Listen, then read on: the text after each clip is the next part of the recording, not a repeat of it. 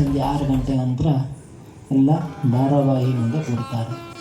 ಮುಗಿಯೋದೇ ಇಲ್ಲ 10 ಗಂಟೆವರೆಗೆ.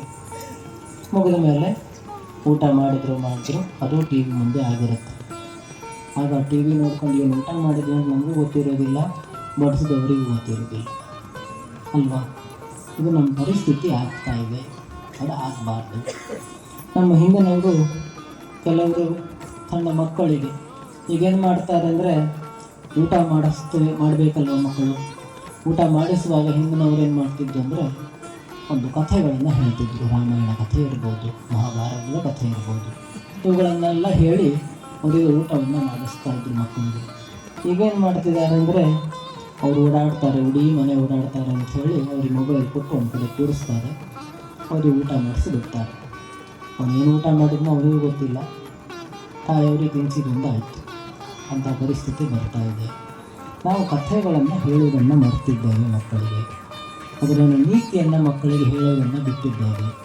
ಅದರಿಂದ ಏನಾಗ್ತಿದೆ ಅಂತ ಕೇಳಿದರೆ, ಸಮಾಜ ಅಧಃಪತನಕ್ಕೆ ಹೋಗ್ತಾ ಇದೆ.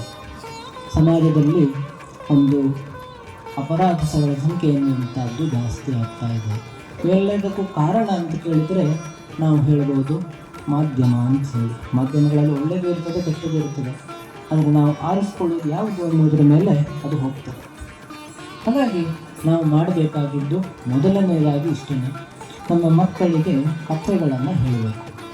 ಯಾವುದು ನೀತಿಕಥೆಗಳನ್ನು ಹೇಳ್ಬೋದು, ಪುರಾಣಗಳ ಕಥೆ ಹೇಳ್ಬೋದು, ಮಹಾತ್ಮರ ಕಥೆಗಳನ್ನು ಹೇಳ್ಬೋದು. ಇದನ್ನು ಹೇಳಿದಾಗ ಅವರಿಗೆ ಸರಿಯಾದ ಮಾರ್ಗದರ್ಶನ ಎನ್ನುವಂಥ ಕಥೆಗಳನ್ನು ಕೇಳಿ ಬೆಳೆದಂಥ ಶಿವಾಜಿ ಮುಂದೆ ಚಕ್ರವರ್ತಿ ಆದ. ಹಿಂದೂ ಸಮಾಜದಲ್ಲಿ ಅವನಿಗೊಂದು ಸ್ಥಾನ ಎನ್ನುವಂಥದ್ದು ಇದೆ. ಹಿಂದೂ ಸಮಾಜವನ್ನು ಉದ್ಧರಿಸಿದವನು. ಹಿಂದೂ ಸಮಾಜ ಅಂತ ಬಂದರೆ ಕೆಲವೊಂದಷ್ಟು ಹೆಸರುಗಳು ಬರ್ತವೆ. ಅದರಲ್ಲಿ ಪ್ರಮುಖವಾಗಿ ಮುಂದೆ ನಿಂತುಕೊಳ್ಳುವಂಥದ್ದು ಶಿವಾಜಿ ಮಹಾರಾಜರು. ಆ ಶಿವಾಜಿ ಮಹಾರಾಜರು ಅವರ ಕಥೆಗಳನ್ನು ಸರಿಯಾಗಿ ಮಕ್ಕಳಿಗೆ ಹೇಳಿದರೆ ಯಾವ ರೀತಿಯಾಗಿ ನಾವು ಧೈರ್ಯವನ್ನು ವಹಿಸಬೇಕು, ಯಾವ ರೀತಿಯಾಗಿ ನಾವು ಎದುರಿಸಬೇಕು ಸಮಸ್ಯೆಗಳನ್ನು, ಕಷ್ಟಗಳನ್ನು ಎಂಬುದೆಲ್ಲ ನಮ್ಗೆ ಗೊತ್ತಾಗ್ತದೆ. ಉದಾಹರಣೆಯಾಗಿ ನಾವು ಹೇಳುವುದಾದರೆ ಒಂದು ಕಥೆ ಇದೆ. ಶಿವಾಜಿ ಮಹಾರಾಜರು ಒಂದು ಕೋಟೆಯಲ್ಲಿರ್ತಾರೆ. ಆಗ ಶತ್ರುಗಳು ಅವರನ್ನು ಆಕ್ರಮಣ ಮಾಡುತ್ತಾರೆ. ಆ ಸಂದರ್ಭದಲ್ಲಿ ತುಂಬ ದಿವಸಗಳ ಕಾಲ ಕೋಟೆ ದೊಡ್ಡ ಒಂದು ಗುಡ್ಡದ ಮೇಲೆ ಇರೋದ್ರಿಂದ ಅವರು ಸುತ್ತಲೂ ಆ ಗುಡ್ಡದ ಸುತ್ತಲೂ ಅವರು ನಿಂತ್ಕೊಂಡಿರ್ತಾರೆ. ಶತ್ರುಗಳು ಒಳಗಡೆ ಇರ್ತಾರೆ. ಅವರು ಹೀಗೆ ಸುಮಾರು ದಿವಸಗಳ ಕಳೆಯಲ್ಲಾಗಿ ಅಲ್ಲಿ ಇರುವಂಥ ದವಸ ಧಾನ್ಯಗಳೆಲ್ಲ ಮುಗಿಲಿಕ್ಕೆ ಬರ್ತದೆ. ಆಗ ಅಲ್ಲಿಂದ ಹೊರಗೆ ಹೋಗೋದು ಹೇಗೆ ಅನ್ನುವಂಥದ್ದು ಚಿಂತೆ ಶುರುವಾಗ್ತದೆ ಎಲ್ಲರಿಗೂ. ಮುಖ್ಯವಾಗಿ ಶಿವಾಜಿ ಮಹಾರಾಜರನ್ನು ಕಾಪಾಡಿಕೊಳ್ಬೇಕಾದದ್ದು ನಮ್ಮ ಕೆಲಸ. ಹಾಗೆ ನಾವು ಏನು ಮಾಡ್ಬೋದು ಅಂತೆಲ್ಲ ಚಿಂತನೆ ಮಾಡ್ತಾರೆ ಅವರು.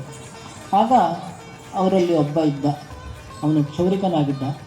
ನೋಡಲಿಕ್ಕೆ ಶಿವಾಜಿ ಮಹಾರಾಜರು ಹೇಗಿದ್ದರೂ ಹಾಗೇ ಇದ್ದ.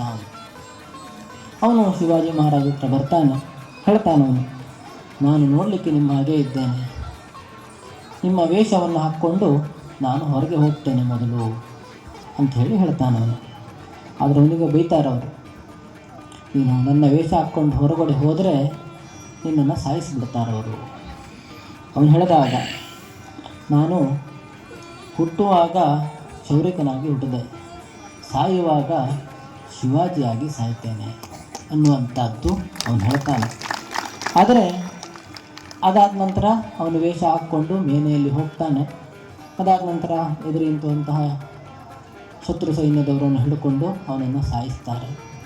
ಅದಾದ ನಂತರ ಶಿವಾಜಿ ಮಹಾರಾಜರು ಬೇರೆ ಒಂದು ಮಾರ್ಗದಿಂದ ಕುದುರೆಯನ್ನು ಹತ್ಕೊಂಡು ಅಲ್ಲಿಂದ ತಪ್ಪಿಸ್ಕೊಳ್ತಾರೆ. ಇದರಿಂದ ನಮಗೆ ಗೊತ್ತಾಗುವಂಥದ್ದು ಏನು ಅಂತ ಕೇಳಿದರೆ, ಯಾರೂ ಹುಟ್ಟುತ್ತಾನೆ ಮಹಾರಾಜರಾಗೋದಿಲ್ಲ, ಅಥವಾ ನಾವು ಹುಟ್ಟಿದಾಗ ಬಡತನದಲ್ಲಿ ಇರ್ತೇವೆ, ಸಾಯುವಾಗ ಬಡತನದಲ್ಲೇ ಇರಬೇಕು ಅನ್ನುವಂಥದ್ದು ಇಲ್ಲ. ಅದರ ಜೊತೆಯಲ್ಲಿ ನಾವು ಹುಟ್ಟ ನಾವು ನಮ್ಮ ಹತ್ರ ನಮ್ಗೆ ಏನೂ ಗೊತ್ತಿರೋದಿಲ್ಲ. ಯಾವುದೇ ವಿಚಾರಗಳಿರ್ಬೋದು, ನಮ್ಮ ಹೆಸರುಗಳು ಸಹ ನಮ್ಗೆ ಗೊತ್ತಿರೋದಿಲ್ಲ ಅಲ್ವಾ. ಅದನ್ನು ತಾಯಿಯಾದವ್ರು ಹೇಳಿಕೊಟ್ಟ ಮೇಲೆ ನಮಗೆ ತಿಳಿಯುವಂಥದ್ದು. ಅದೇ ರೀತಿಯಾಗಿ ನಮಗೆ ನಮ್ಮ ಮಕ್ಕಳಿಗೆ ನಾವೇನು ಮಾಡಬೇಕು ಅಂತ ಕೇಳಿದರೆ, ಸರಿಯಾದ ಮಾರ್ಗದರ್ಶನವನ್ನು ಮಾಡಬೇಕು. ಹೇಗೆ ಶಿವಾಜಿಯವರ ತಾಯಿ ಎಂತಹ ಸಂದರ್ಭದಲ್ಲೂ ಧೃತಿಗೆಡದೆ ನಾವು ಆ ಕಷ್ಟವನ್ನು ಅಥವಾ ಆ ಸಮಯವನ್ನು ಹೇಗೆ ಕಳೀಬೋದು, ಅಥವಾ ಅದರಿಂದ ಯಾವ ರೀತಿಯಾಗಿ ತಪ್ಪಿಸ್ಕೊಳ್ಬೋದು ಎಂಬುದನ್ನೆಲ್ಲ ಹೇಳಿಕೊಟ್ಲೋ, ಅದೇ ರೀತಿಯಾಗಿ ನಾವು ಸಹ ನಮ್ಮ ಮಕ್ಕಳಿಗೆ ಏನೋ ಒಂದು ಸಮಸ್ಯೆಯಲ್ಲಿ ಸಿಕ್ಕೊಳ್ತಾರೆ, ಸಣ್ಣ ಪುಟ್ಟದ್ದು ಇರ್ತದೆ, ಅದಕ್ಕೆ ಆತ್ಮಹತ್ಯೆಯಂತಹ ಒಂದು ದಾರಿಯನ್ನು ಹುಡ್ಕೊಳ್ತಾ ಇದ್ದಾರೆ. ಕೇಳ್ತಾರೆ, ಕೆಲವೊಂದು ಸಹ ಗೊತ್ತಾಗ್ತದೆ ನಮಗೆ, ಏನೋ ಒಂದು ಮಾರ್ಕ್ಸ್ ಕಡಿಮೆ ಬಂತು ಅಥವಾ ಏನೋ ಒಂದು ಯಾರೋ ಬೈದರು, ಮಕ್ಕಳಿಗೆ ಮೊಬೈಲನ್ನು ಕಿತ್ಕೊಂಡ್ರು ಎನ್ನುವಂಥ ಸಣ್ಣ ಪುಟ್ಟ ಒಂದು ಕಥೆಗಳಿಗೆ, ಒಂದು ವಿಷಯಗಳಿಗಾಗಿ ಆತ್ಮಹತ್ಯೆಯನ್ನೆಲ್ಲ ಮಾಡ್ಕೊಳ್ತಾ ಇದ್ದಾರೆ. ಇದಕ್ಕೆ ಕಾರಣ ಏನು ಅಂತ ಕೇಳಿದರೆ, ನಮ್ಮ ಮಕ್ಕಳಲ್ಲಿ ನಾವು ನೈತಿಕತೆಯನ್ನು ಅಥವಾ ಧೈರ್ಯವನ್ನು ತುಂಬೋದು ನಾವು ಎಡುತ್ತಾ ಇದ್ದೇವೆ ಅನ್ನುವಂಥದ್ದು. ಇದು ಆಗಬಾರ್ದು. ಅಂದರೆ ಮಕ್ಕಳಿಗೆ ನಾವು ಯಾವ ರೀತಿಯಾಗಿ ಧೈರ್ಯವನ್ನು ತುಂಬಬೇಕು ಅಂತ ಕೇಳಿದರೆ, ಕಥೆಗಳ ಮೂಲಕ ಅವರಿಗೆ ಧೈರ್ಯವನ್ನು ತುಂಬಬೇಕು.